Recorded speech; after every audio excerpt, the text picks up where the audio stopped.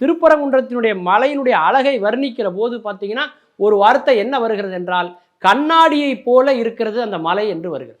என்ன ஆச்சரியம் தெரியுமா? அப்படி தமிழ் புலவர்கள் எழுதுகிற அந்த காலத்தில் உலகத்தில் கண்ணாடின்னு ஒன்றே கிடையாது. கண்ணாடியே இல்லாத ஒரு காலத்தில் கண்ணாடி மாதிரி இருக்குது அப்படின்னு ஒருத்தர் எழுதுனா அது எவ்வளோ பெரிய ஆச்சரியமாக இருக்கும். யோசிச்சு பாருங்கள். அந்த காலத்திலேயே பளபளப்பான அந்த வெள்ளி தட்டு வெண்கல தட்டுகளை மேலும் பளபளப்பாக்கி அதில் பெண்கள் முகம் பார்த்து இருக்கிறார்கள்.